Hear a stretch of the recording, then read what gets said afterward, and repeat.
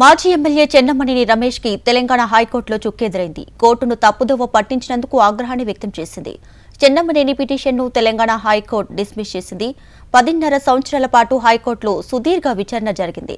ఇక విచారణ సందర్భంగా కోర్టుకి తప్పుడు సమాచారం ఇచ్చి ఫేక్ డాక్యుమెంట్లు సమర్పించడంపై ఆగ్రహించారు. కోర్టును తప్పుదోవ పట్టించినందుకు గాను 30 లక్షల రూపాయలు జరిమానా విధించింది. ఆది శ్రీనివాస్ కి 25 లక్షలు చెల్లించాలని, మరో 5 లక్షల రూపాయలు హైకోర్టు లీగల్ సర్వీస్ అథారిటీకి చెల్లించాలని ఆదేశించారు. నెల రోజుల్లో చెల్లింపులు పూర్తి చేయాలని చెన్నమనేని రమేష్ ను ఆదేశించింది హైకోర్టు.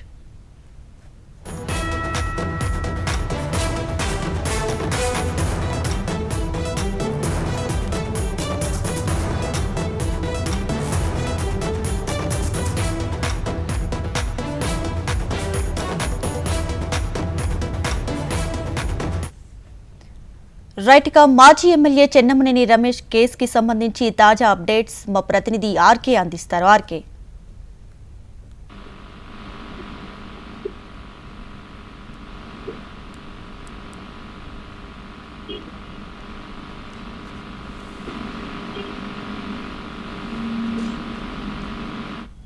రైట్ గా మాజీ ఎమ్మెల్యే చెన్నమనేని రమేష్ కేసుకి సంబంధించి తాజా అప్డేట్స్ మా ప్రతినిధి అమరేందర్ అందిస్తారు. అమర్,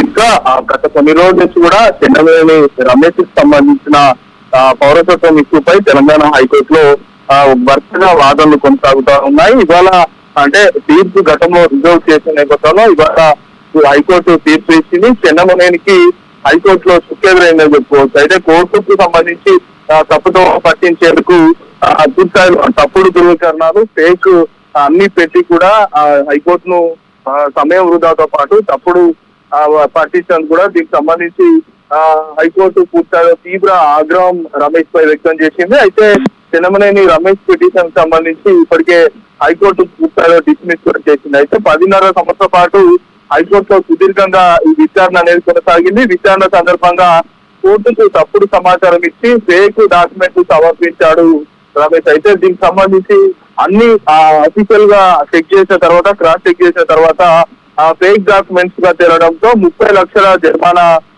చెన్నమనేని రమేష్ కు హైకోర్టు విధించింది. అయితే ఆది శ్రీనివాస్ కు 20 లక్షలు చెల్లించాలని కూడా హైకోర్టు ఆదేశించింది. మరో 5 లక్షలు కూడా హైకోర్టుకు సంబంధించిన లీగల్ సెల్ అథారిటీకి చెల్లించాలని ఆదేశించింది. అయితే నెల రోజుల్లో ఈ చెల్లింపులన్నీ కూడా పూర్తి చేయాలని చెన్నమనేని రమేష్ కు హైకోర్టు అయితే ఆదేశించింది. అయితే మొత్తానికి చూసుకుంటే సుదీర్ఘ కాలంగా ఈ కేసు అనేది కొనసాగింది. విచారణలు కొనసాగాయి. ఇటు కేంద్రం కూడా పలుమార్లు ఇతని పాస్పోర్ట్ కూడా రద్దు చేసిన నేపథ్యంలో ఫేక్ డాక్యుమెంట్స్ సృష్టిస్తూ ఇటు హైకోర్టును కూడా చెన్నమనేని రమేష్ తప్పుదోవ పట్టించే ప్రయత్నం చేశాడు. మొత్తానికి చూసుకుంటే నెల రోజుల పాటు ఆర్డర్ ను సస్పెన్షన్స్ లో ఉంచాలని చెన్నమనేని రమేష్ తరపు న్యాయవాదులు వాదనలు వినిపించగా పూర్తిస్థాయిలో వాదనలు కూడా కొట్టివేసిన పరిస్థితి అయితే నెలకొంది. అయితే ప్రస్తుతానికి హైకోర్టు మాత్రం నెల రోజుల్లోపు కూడా 30 లక్షల రూపాయలు జరిమానా విధించింది. ఈ 30 లక్షల జరిమానాను 20 లక్షలు ఆది శ్రీనివాస్ కు, 5 లక్షలు హైకోర్టు లీగల్ సెల్ అథారిటీకి చెల్లించాలని కూడా ఆదేశించిన పరిస్థితులు అయితే ఉన్నాయి. రైట్ అమ్మా, థ్యాంక్స్ ఫర్ ది అప్డేట్స్.